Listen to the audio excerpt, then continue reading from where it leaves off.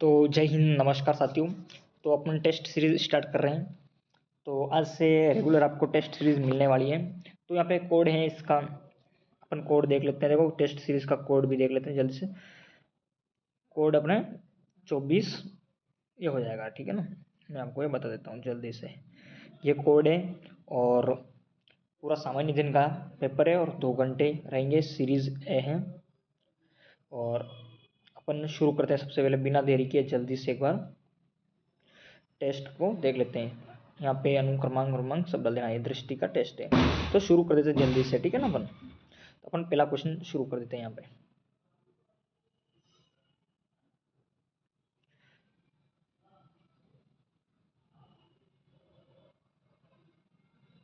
तो पहला क्वेश्चन शुरू कर रहे हैं यहाँ पे। निम्नलिखित में से किस संवैधानिक संशोधन अधिनियम द्वारा राज्य लोक सेवा आयोग के सदस्यों की सेवानिवृत्ति की आयु 60 से बढ़ाकर 62 कर दी गई थी। जो राज्य लोक सेवा आयोग होता है, तो उसमें जो सेवानिवृत्ति की पहले 60 थी उसकी आयु, उसको बढ़ाकर अब क्या है 62 कर दिया। तो कौन सा संविधान संशोधन था वहाँ पे? तो आपको यहाँ पे आंसर मिल जाएगा, आपका आंसर बी, 41वां संविधान संशोधन, ठीक है ना। क्या मिल जाएगा? 41वां संविधान संशोधन। तो 41वां संविधान संशोधन 1900 कब हुआ था? 1976 को हुआ था। इस संविधान संशोधन द्वारा राज्य लोक सेवा आयोग और संयुक्त लोक सेवा आयोग के सदस्यों की सेवानिवृत्ति की आयु 60 से बढ़ाकर यहाँ पे 62 कर दी गई थी, ठीक है ना। नेक्स्ट क्वेश्चन अपन देखते हैं जल्दी से। दूसरा क्वेश्चन, ठीक है ना। यहाँ पे दूसरा क्वेश्चन देख लेते हैं जल्दी से।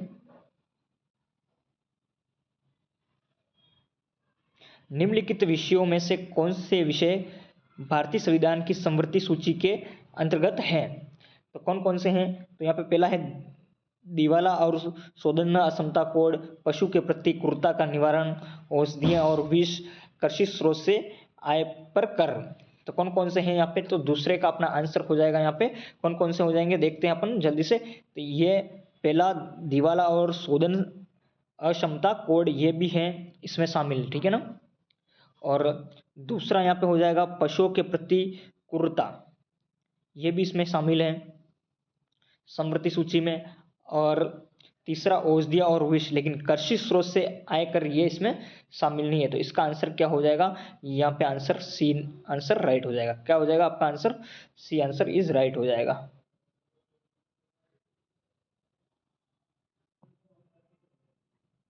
तो इसका आंसर क्या हो गया अपना?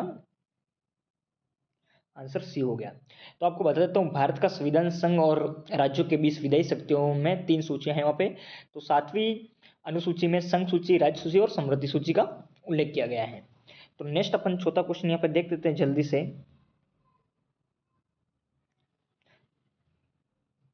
निम्नलिखित कथनों में से कौन से चार्टर अधिनियम 1833 के संदर्भ में सही है? सही की बात पूछ रहा है। चार्टर अधिनियम 1833 के बारे में पूछ रहा है। क्वेश्चन नंबर अपना 4, ठीक है ना। तो इसमें अपना आंसर क्या होने वाला है, तो अपन पहले देख लेते हैं। तो इस देखा, इससे क्या है यहाँ पे देख लीजिए आप जल्दी से। इसने बंबई और मद्रास के गवर्नरों की विधायी शक्ति समाप्त कर दी। इसने एक वाणिज्यिक संस्था के रूप में ईस्ट इंडिया कंपनी की गतिविधियों को समाप्त कर दिया। तो यहाँ पे अपना आंसर क्या हो जाएगा? यहाँ पे दोनों ही सही है, यहाँ पे दोनों ही सही होंगे, ठीक है ना। तो आपको कुछ बात मैं बताना चाहता हूँ यहाँ पे कि इस अधिनियम द्वारा बंगाल के जो गवर्नर जनरल को, भारत का गवर्नर जनरल, बंगाल का जो गवर्नर जनरल था उसको क्या कर दिया, अब भारत का गवर्नर जनरल बना दिया और उसे सभी राजनीतिक और सैन्य शक्तियां प्रदान कर दी गई थी। भारत के पहले governor general lord William Bentinck थे। क्या थे? बेंटिंग थे, ठीक है ना। तो नेक्स्ट अपन क्वेश्चन जल्दी से देख लेते हैं, 5वां क्वेश्चन, ठीक है ना। जल्दी से 5वां क्वेश्चन अपन यहाँ पे देखने वाले हैं। भारतीय राष्ट्रीय कांग्रेस, क्या भारतीय राष्ट्रीय कांग्रेस ने भारत के संविधान को तैयार करने के लिए औपचारिक रूप से संविधान सभा का गठन का आह्वान कब किया था? तो इसका आंसर क्या है? 1934 है या 1935 है या 1938 है या 1940? तो इसका सही आंसर क्या हो जाएगा? 1935 हो जाएगा। तो संविधान सभा के गठन की मांग के बारे में अपन देखते हैं सबसे पहले। तो यहाँ पे भारत की कम्युनिस्ट आंदोलन के अग्रणी एम.एन. रॉय ने वर्ष 1934 में भारत के लिए संविधान सभा के गठन का विचार पहली बार यहाँ पे रखा था। और भारतीय राष्ट्रीय कांग्रेस ने 1935 में क्या किया? 1935 में देश के संविधान का मसौदा तैयार करने के लिए औपचारिक रूप से यानी कि ऑफिशियल रूप से संविधान सभा के गठन का आह्वान किया था। इसलिए अपना आंसर क्या हो जाएगा, यहाँ पे बी हो जाएगा 1935। नेक्स्ट क्वेश्चन, अपन छठा क्वेश्चन देख लेते हैं जल्दी से।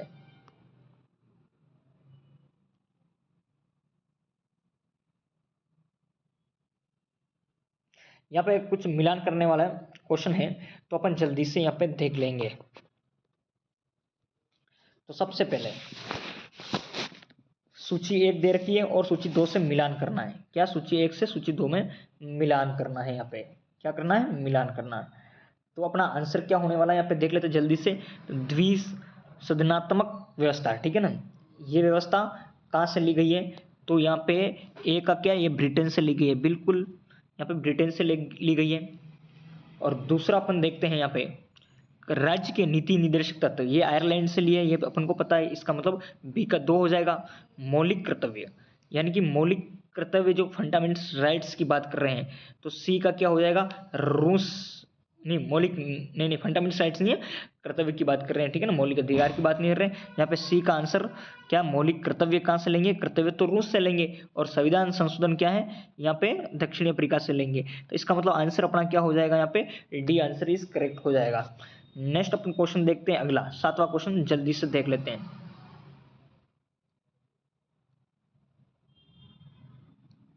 7वां क्वेश्चन जल्दी से अपन देख लेते हैं, ठीक है ना।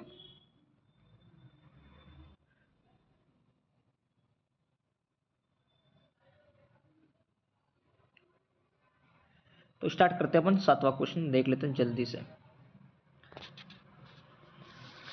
भारतीय संविधान की क्वेश्चन नंबर 7वां।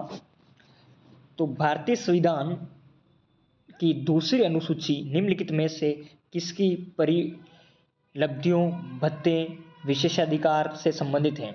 तो दूसरी अनुसूची जो निम्नलिखित में किससे संबंधित है, तो इसमें दूसरी अनुसूची में वेतन भत्ते के बारे में यहाँ पे बताया गया, भत्ते और विशेषाधिकार के बारे में बताया गया है। तो किस किस से संबंधित है, सर्वोच्च न्यायालय के न्यायाधीश, उच्च न्यायालय के न्यायाधीश, लोकसभा या वित्त आयोग के अध्यक्ष।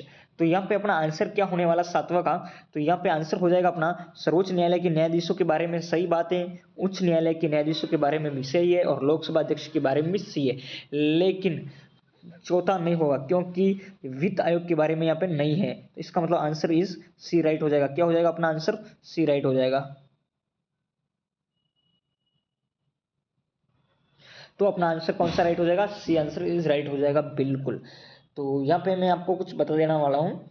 तो भारतीय संविधान की जो दूसरी अनुसूची है, क्या दूसरी अनुसूची में निम्नलिखित परिलब्धियों, भत्तों और विशेषाधिकार से संबंधित है। यहाँ पे भारत का राष्ट्रपति के बारे में भी है, राज्यों के राज्यपाल, लोकसभा के अध्यक्ष और उपाध्यक्ष के बारे में, राज्यसभा के सभापति और उपसभापति के बारे में, राज्य में विधानसभा के अध्यक्ष और उपाध्यक्ष के बारे में, राज्यों में विधान परिषदों के सभापति और उपसभापति, सर्वोच्च न्यायालय के न्यायाधीश, और इसके बाद आ जाएंगे उच्च न्यायालय के न्यायाधीश, और भारत का नियंत्रक एवं महालेखा परीक्षक का भी इसमें उल्लेख है।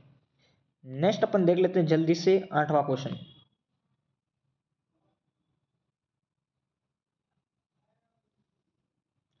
भारतीय संविधान की निम्नलिखित अनुसूचियों में से कौन सा नगर पालिकाओं की शक्तियां, अधिकार और जिम्मेदारियों से संबंधित है। कौन सा भारतीय संविधान की निम्नलिखित अनुसूची में से कौन सी नगर पालिका के लिए है। तो यहाँ पे आंसर क्या हो जाएगा अपना, 8वें का आंसर 12वीं हो जाएगा, जल्दी से 12वीं हो जाएगा, ठीक है ना। नेक्स्ट क्वेश्चन 9 नंबर क्वेश्चन देख लेते हैं जल्दी से। निम्नलिखित राज्यों पर विचार कीजिए और उन्हें उनके गठन के कालानुक्रमण पे व्यवस्थित करना है। गठन के अनुसार इनको क्या करना है, व्यवस्थित करना है यहाँ पे, ठीक है ना। तो अपन देख लेते हैं सबसे पहले 9 का आंसर हो जाएगा अपना, देखो पहला सबसे पहले तो महाराष्ट्र की स्थापना हो, देखो महाराष्ट्र का होगा सबसे पहले किसमें, देखो महाराष्ट्र की कब होगी, तो आप यहाँ पे देखोगे महाराष्ट्र का 1960 में, ठीक है ना। 1960 में महाराष्ट्र, महाराष्ट्र के बाद 1960 में महाराष्ट्र के बाद नागालैंड, नागालैंड कब 1963, ठीक है। ये 1963 की बात हो जाएगी, 1963 में नागालैंड, और नागालैंड के बाद झारखंड, क्या आ जाएगा, झारखंड आ जाएगा। छत्तीसगढ़, उत्तराखंड और झारखंड 2000 में, उसके बाद 2000 में ये हो जाएंगे, और तेलंगाना 2014 में। तो इसका मतलब आंसर अपना कौन सा, ए आंसर राइट हो जाएगा।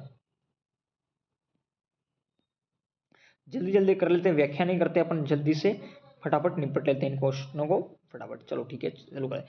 10, निम्नलिखित कथनों में से कौन सा रीट्स के संबंध में सत्य नहीं है? तो यहाँ पर देखते हैं भारतीय संविधान का अनुच्छेद 200 रीट के संबंध में सत्य बात नहीं है, गलत कौन सा है ऑप्शन ये बताना है। तो भारतीय संविधान का अनुच्छेद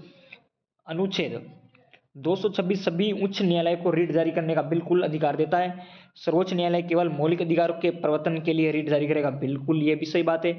और वर्ष 1950 से पहले केवल कलकत्ता, बॉम्बे और मद्रास के उच्च न्यायालयों के पास रीट जारी करने की शक्ति थी, ये भी सही बात है। और चौथा क्वेश्चन क्या होता है, ऑप्शन क्या है, उच्च न्यायालय पूरे भारत में किसी व्यक्ति अथवा सरकार के विरुद्ध, नहीं बिल्कुल नहीं, ये आंसर अपना हो जाएगा करेक्ट डी, ठीक है ना। नेक्स्ट क्वेश्चन देख लेते हैं जल्दी से, 11वां क्वेश्चन अपन देख लेते हैं। तो निम्नलिखित युग्मों में से कौन सा वाद का नाम दिया है और मूल संरचना के संबंध में कुछ बातें सही नहीं है, ठीक है ना। तो यहाँ पे 11वां का अपन देख लेते हैं जल्दी से, ठीक है ना। केशवानंद भारती मामला भारत की संप्रभुता और एकता से संबंधित, बिल्कुल सही बात है। मिनर्वा मिल्स मामला न्यायिक समीक्षा के लिए, बिल्कुल सही है। इंदिरा साहनी मामला न्यायपालिका की स्वतंत्रता इससे संबंधित नहीं है, इसलिए आंसर ही ये सुमेलित नहीं है। नेक्स्ट अपन आंसर देख लेते हैं जल्दी से, देख लेते हैं नेक्स्ट क्वेश्चन, 12वां क्वेश्चन अपन जल्दी से देख लेंगे यहाँ पे। तो निम्नलिखित कथनों में से कौन से राष्ट्रीय आपात के संदर्भ में सही है? तो राष्ट्रीय आपात के बारे में सही कथन कौन सा है, ये अपन को देखना है, ठीक है ना। तो क्वेश्चन अपन देख लेते हैं भारवेक का क्वेश्चन। तो यहाँ पे भारवेक का अपन देख लेते हैं, आंतरिक अशांति, ठीक है ना। आंतरिक अशांति राष्ट्रीय आपातकाल की घोषणा का आधार है। दूसरा ऑप्शन है, प्रधानमंत्री की सलाह के पश्चात ही राष्ट्रपति राष्ट्रीय आपात की घोषणा कर सकता है। तो इसमें आंसर क्या हो जाएगा, न एक और न ही दो आंसर हो जाएगा यहाँ पे। तो शुरू करते हैं वापस, ठीक है ना अपन।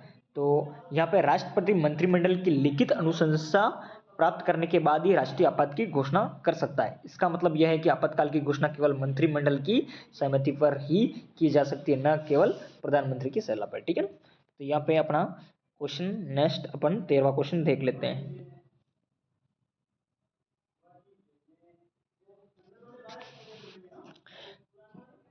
तेरहवां क्वेश्चन देख लेते हैं, भारत का प्रधानमंत्री निम्नलिखित में से किस संस्था निकाय का अध्यक्ष नहीं होता है, ठीक है ना, हेड नहीं होता है। तो कौन सी का नहीं होता, सबसे पहले देखो राष्ट्रीय एकता परिषद, ठीक है। यहाँ पे आप देखोगे, यहाँ पे राष्ट्रीय एकता परिषद इसका होता है, बिल्कुल। राष्ट्रीय जल संसाधन परिषद इसका भी अध्यक्ष होता है, नीति आयोग का भी होता है, लेकिन भारतीय गुणवत्ता परिषद का नहीं होता। इसका आंसर क्या हो जाएगा, डी ऑप्शन इस करेक्ट हो जाएगा। नेक्स्ट क्वेश्चन अपन देख लेते हैं। देखो भारतीय गुणवत्ता परिषद के बारे में थोड़ा सा अपन कुछ देख लेते हैं।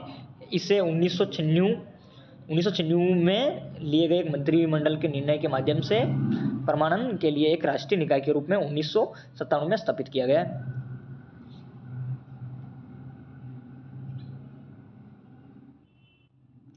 नेक्स्ट 14वां क्वेश्चन देख लेते हैं।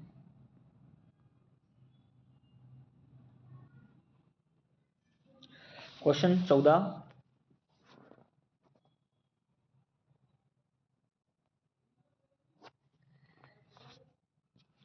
तो 14वां क्वेश्चन अपन देख लेते हैं जल्दी से।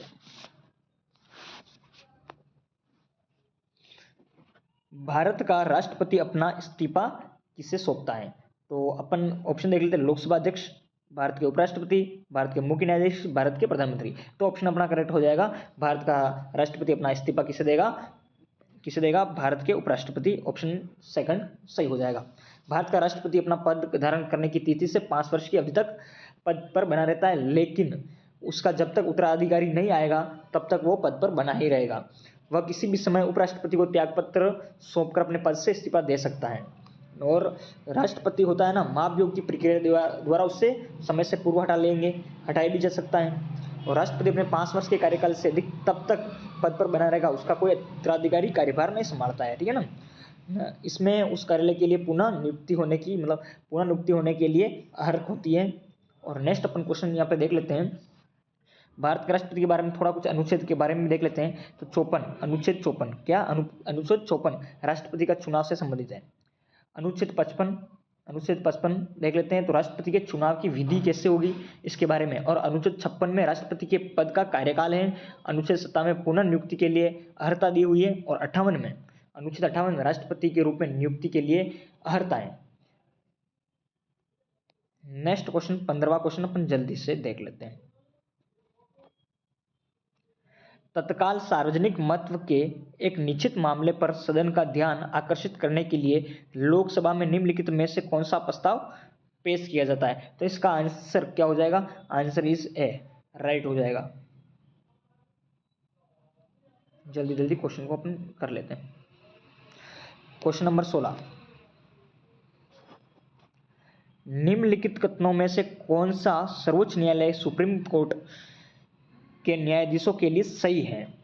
तो संविधान में सर्वोच्च न्यायालय के किसी न्यायाधीश का कार्यकाल निर्धारित नहीं है। यहाँ पे क्वेश्चन को देखना है, ठीक है ना, कार्यकाल की बात कही है यहाँ पे, बिल्कुल अच्छा क्वेश्चन है यहाँ पे। संविधान में सर्वोच्च न्यायालय के किसी न्यायाधीश का कार्यकाल निर्धारित नहीं है। भारत का राष्ट्रपति सर्वोच्च न्यायालय के न्यायाधीशों को शपथ ग्रहण करता है। तो ऑप्शन दोनों ही सही हो जाएंगे। क्या हो जाएंगे, ऑप्शन दोनों ही सही हो जाएंगे।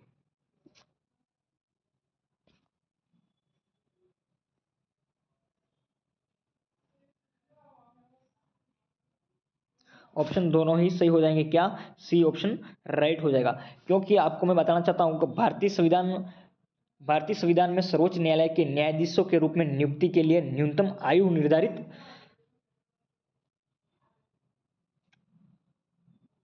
एक सेकंड, यहाँ पे थोड़ा सा, यहाँ पे आंसर सी हो जाएगा। एक सेकंड, बार बार स्क्रीन लॉक हो रही है।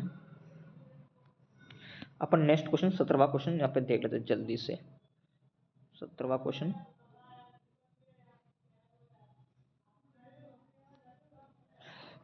निम्नलिखित समितियों पर विचार कीजिए और उन्हें सही काल क्रमानुसार, मतलब काल के अनुसार, उनके अवधि के अनुसार यहाँ पे व्यवस्थित करना है।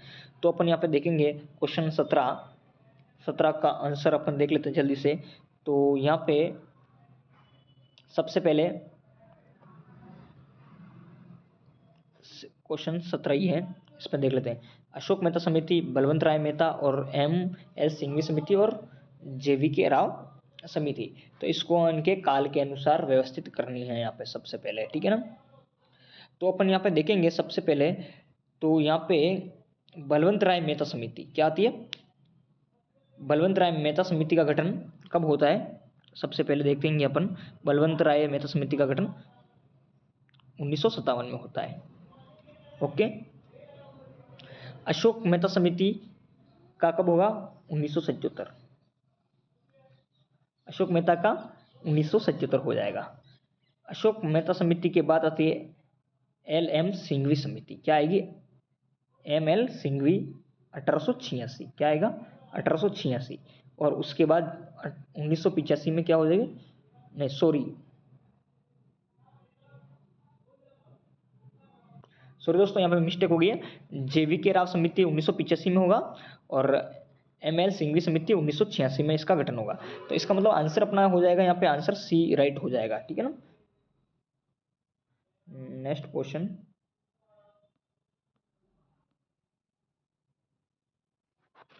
भारतीय संविधान में निम्नलिखित में से किस प्रावधान को संसद के दोनों सदनों के साधारण बहुमत से संशोधित किया जा सकता है। तो कौन सा है, 18 का अपना आंसर क्या हो जाएगा, देख लेते हैं जल्दी से। आंसर देख लेते हैं 18 का।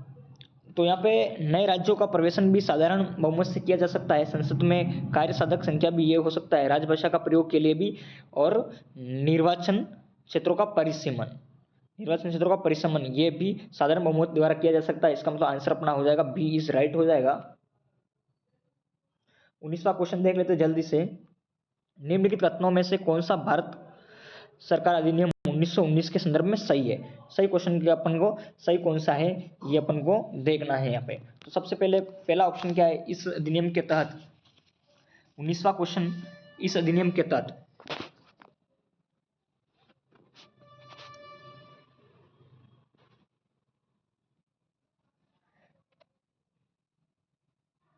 इस अधिनियम के तहत लंदन में भारत के उच्चायुक्त का एक नया पद सृजित किया गया। ये बात तो सही है बिल्कुल। इसने केंद्रीय और प्रांतीय दोनों स्तर पर विधान परिषदों के विचारात्मक कार्यों का विस्तार किया। नहीं, ये बात गलत है। इसका मतलब ऑप्शन बी राइट हो जाएगा अपना। नेक्स्ट क्वेश्चन, 20वां क्वेश्चन अपन जल्दी से देख लेते हैं। निम्नलिखित अनुच्छेदों में कौन सा लोक सेवा के सदस्यों के निलंबन से संबंधित है? तो कौन सा है? तो ऑप्शन अपन 317 हो जाएगा, ठीक है ना, 317 हो जाएगा। और 315 में क्या है? तो 315 में संघ और राज्यों के लिए लोक सेवा आयोग का गठन के बारे में बताया गया है। और 316 में क्या है? सदस्यों की नियुक्ति एवं पदावधि। और 317 में यहाँ पे हो जाएगा किस प्रकार हटाना है, निलंबन से संबंधित हो जाएगा। और 320 में क्या है? यहाँ पे 320 में लोक सेवा आयोग के कृत्य हैं। और 318 में आयोग के सदस्य और कर्मचारियों की सेवा शर्तों के संबंध में विनियम बनाने की शक्ति है। और 319 में आयोग के सदस्यों द्वारा सदस्य न रहने पर पद धारण करने की प्रतिषेध है। यहाँ पे 21वां क्वेश्चन देख लेते हैं। निम्नलिखित कथनों में से कौन सा स्टॉकहोम अभिसमय के संदर्भ में सही है? 21वां क्वेश्चन, ठीक है ना। तो यहाँ पे यह ग्रीन हाउस गैस उत्सर्जन को कम करने के लिए एक वैश्विक संधि है। भारत ने वर्ष 2006 में इसे अनुमोदित किया। तो इसका आंसर ओनली क्या हो जाएगा? 2 आंसर हो जाएगा यहाँ पे। नेक्स्ट क्वेश्चन अपन देख लेते हैं। 22वां क्वेश्चन देख लेते हैं, ठीक है ना।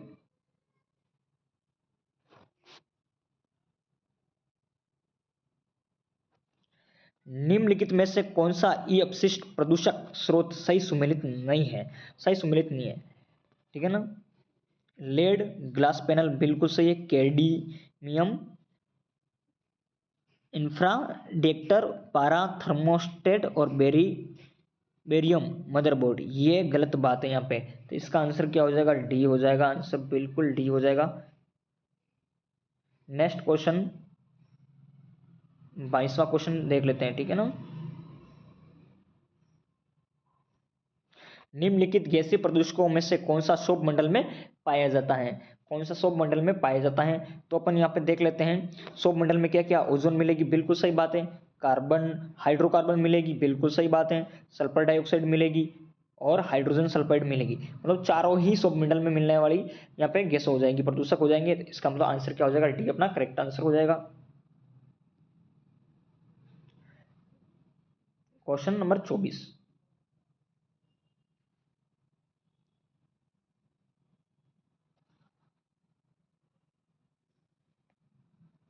राज्य और पवित्र उपवन के स्थानीय नामों के युग्म बनाइए, ठीक है ना। इसका मिलान करना है सबसे पहले, ठीक है ना। तो मिलान कर लेते हैं जल्दी से अपन। गोवा, गोवा का क्या हो जाएगा? देवराई। तो मतलब 1 का 2 हो जाएगा। गोवा के बाद देख लेते हैं गोवा के झारखंड, झारखंड का क्या हो जाएगा? सरना। क्या होगा? सरना हो जाएगा। और केरल का काऊ और सारा हो जाएगा। और महाराष्ट्र का देवगुड़ी, ठीक है ना, ये हो जाएगा। तो ऑप्शन अपना का आंसर क्या हो जाएगा? डी आंसर करेक्ट हो जाएगा। 25वां क्वेश्चन। निम्नलिखित कथनों में से कौन से TRAFFIC के संदर्भ में कौन सा है? यहाँ पे देख लेते हैं जल्दी से। तो यह जैव विविधता संरक्षण और सतत विकास हेतु वन्य जीव के व्यापार की निगरानी करता है। इसका मुख्यालय यूनाइटेड किंगडम में स्थित है। तो 25 का आंसर क्या हो जाएगा? बिल्कुल दोनों ही सही है। 26वां क्वेश्चन देख लेते हैं। निम्नलिखित में से किस अधिनियम के तहत केंद्रीय प्रदूषक नियंत्रक बोर्ड का गठन किया गया है? ठीक है ना। तो 26 का आंसर जल्दी से अपन देख लेते हैं यहाँ पे। निम्नलिखित में से किस अधिनियम के तहत केंद्रीय प्रदूषक नियंत्रण बोर्ड का गठन किया गया था? 26 का आंसर देख लेते हैं। तो यहाँ पे कौन सा हो जाएगा? जल, यहाँ पे पहला आंसर करेक्ट हो जाएगा। प्रदूषक की रोकथाम नियंत्रण अधिनियम 1974, यहाँ पे आंसर बिल्कुल करेक्ट हो जाएगा 26 का। और 27 का आंसर अपन देख लेते हैं जल्दी से। निम्नलिखित कथनों में से कौन से हिमालयी याक के संदर्भ में सही है? सही कथन का यहाँ पे चयन करना है यहाँ पे। तो यहाँ पे देख लेते हैं, भारतीय खाद्य सुरक्षा और मानक प्राधिकरण द्वारा इसे खाद्य उत्पादक पशु के रूप में अनुमोदित किया गया है। बिल्कुल सही बात है। याक बोवाइन आदिम प्रजाति के पशुओं से संबंधित है, तो बिल्कुल दोनों ही बात यहाँ पे करेक्ट हो जाएगी अपनी, तो ये भी सही है। 28 नंबर क्वेश्चन देख लेते हैं, मिलान करने वाला क्वेश्चन आया है।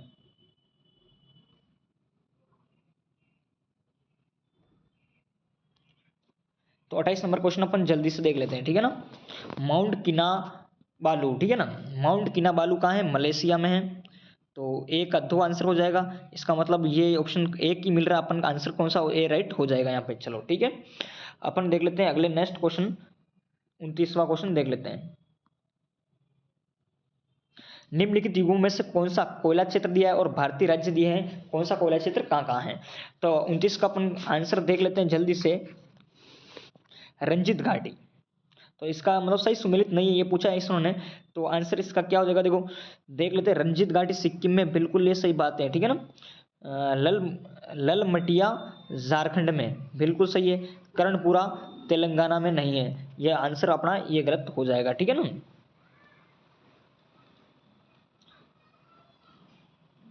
कर्णपुर कहाँ है? तो आपको कर्णपुर झारखंड में, इसलिए यहाँ पे आंसर ये राइट होने वाला है 29 का, ठीक है ना। 30वां क्वेश्चन देख लेते हैं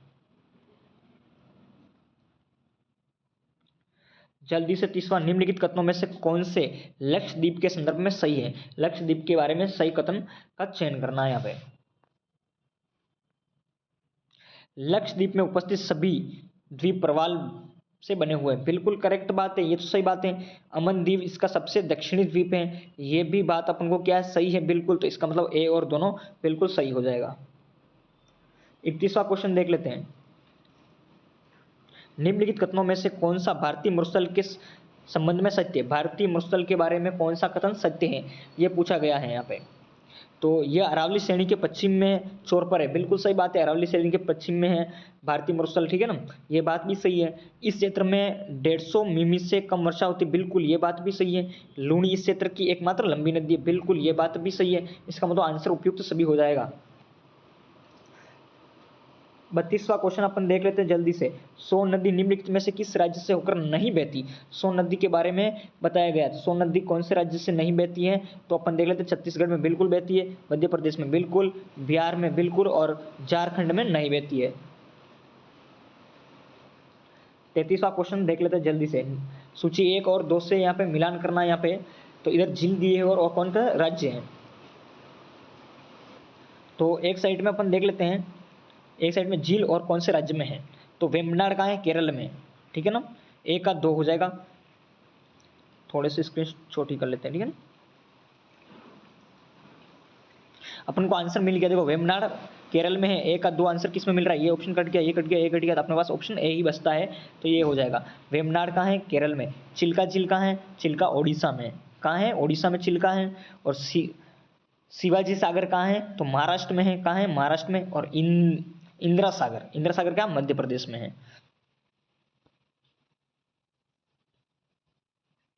नेक्स्ट क्वेश्चन अपन देख लेते हैं, 34वां क्वेश्चन जल्दी से देख लेते हैं, क्वेश्चन नंबर 34, ठीक है। निम्नलिखित नदियों में से कौन सी गंगा नदी की बाईं ओर की सहायक नदी नहीं है? तो सब है, लेकिन यह कौन सी नहीं है? सोन नहीं है, ठीक है ना। क्वेश्चन 35 देख लेते हैं, निम्नलिखित कथनों में से कौन सा जीडीपी अवस्फीति के संदर्भ में सही कथन कौन सा है? तो यहाँ पे आंसर अपना क्या हो जाएगा? यहाँ पे पहले ऑप्शन देख लेते हैं, 35 का आंसर क्या हो जाएगा? यह वस्तु और सेवाओं की एक निश्चित टोकरी पर आधारित है। नहीं नहीं, बिल्कुल नहीं, इसका उपयोग मुद्रास्फीति के माप के रूप में किया जाता है, बिल्कुल केवल 2 ही सही हो जाएगा यहाँ। क्वेश्चन 36, निम्नलिखित में से कौन सा वैश्विक बहुआयामी गरीबी सूचकांक का संकेतक है? निम्नलिखित में कौन सा वैश्विक बहुआयामी गरीबी सूचकांक का संकेतक है? तो 36 का अपना आंसर क्या होने वाला है, जल्दी से अपन देख लेते हैं यहाँ पे, ठीक है ना। तो इसका कौन सूचकांक के संकेतक कौन कौन से, इसमें कौन किस किस को शामिल किया जाता है? तो अपना आंसर क्या हो जाएगा, देख लेते हैं जल्दी से अपन। बाल मृत्यु दर, बिल्कुल, विद्यालय में उपस्थिति और स्वच्छता, ये तीनों ही संकेतक इसमें शामिल हो जाएंगे इसका, इसलिए अपना आंसर क्या हो जाएगा? बी आंसर करेक्ट हो जाएगा। 37वां क्वेश्चन देख लेते हैं जल्दी से। राष्ट्रीय सांख्यिकी आयोग की स्थापना किसकी सिफारिश पर की गई थी? 37 का आंसर क्या हो जाएगा? रंगराजन आयोग हो जाएगा। कौन सा? रंगराजन आयोग हो जाएगा। 38वां क्वेश्चन देख लेते हैं। चलो 38वां छोड़ देते हैं अपन जल्दी से, 39वां देख लेते हैं, ठीक है ना।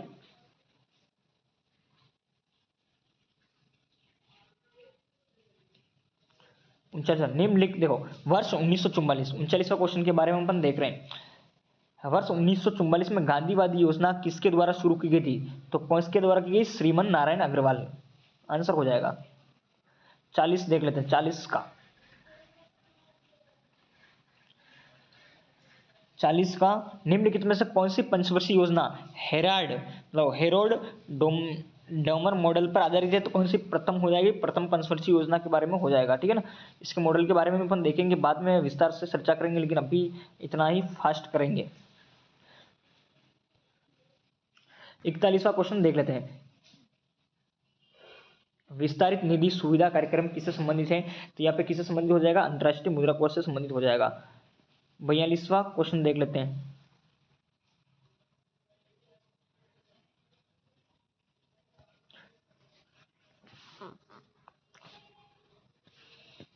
निम्नलिखित में से कथनों में कौन सा मुद्रा बाजार के संदर्भ में सही है? सही बात करनी है।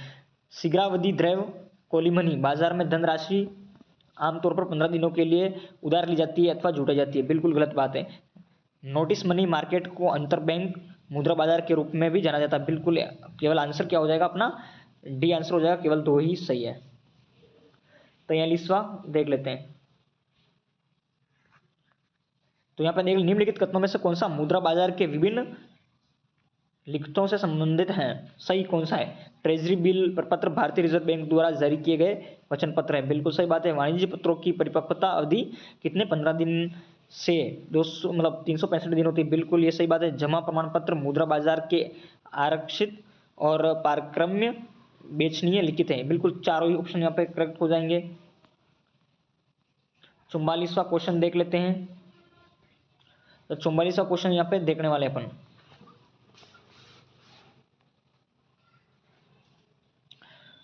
तो यहाँ पे निम्नलिखित में से कौन सा भारतीय रिजर्व बैंक के कार्य हैं? ठीक है ना, भारतीय मतलब आरबीआई के कौन कौन से कार्य हैं? तो यहाँ पे अपन देख लेते हैं जल्दी से। तो इसका आंसर क्या हो जाएगा अपन देख लेते हैं पहले तो, ठीक है। मौद्रिक नीति का संचालन और बनाना क्या है? ये भी आरबीआई का कार्य है। विदेशी मुद्रा भंडार का प्रबंधन और संरक्षण, ये भी बिल्कुल इसी के कार्य हैं। और नई मुद्रा जारी करना ये भी है, लेकिन बाह्य ऋण प्रबंध इसका नहीं है। इसका मतलब आंसर अपना बी राइट हो जाएगा। क्वेश्चन नंबर 45 में राष्ट्रीय आवास बैंक की स्थापना निम्नलिखित में से किस वर्ष की गई थी? तो किस वर्ष की गई थी यहाँ पे? तो 1988, आंसर हो जाएगा इसका राइट। और अगला क्वेश्चन 46, वित्तीय स्थिरता और विकास परिषद का अध्यक्ष कौन होता है? तो अपने कौन सा क्वेश्चन है? 46वां क्वेश्चन है। तो यहाँ पे वित्तीय स्थिरता और विकास परिषद का अध्यक्ष कौन होता है? तो केंद्रीय वित्त मंत्री होता है इसका। 47वां क्वेश्चन देख लेते हैं। राजकोषीय घाटे और ब्याज भुगतान के बीच अंतर को क्या कहा जाता है? राजकोषीय घाटा और जो ब्याज भुगतान है, इनके बीच का अंतर को क्या कहा जाता है? तो यहाँ पे क्या कहा जाएगा? इसको प्राथमिक घाटा कहा जाएगा। 48वां क्वेश्चन देख लेते हैं जल्दी से। भारत में थोक कीमत सूचकांक किसके द्वारा प्रकाशित की जाती है? भारत में थोक कीमत सूचकांक किसके द्वारा प्रकाशित की जाती है? तो आर्थिक सलाहकार कार्यालय द्वारा की जाती है, ठीक है ना।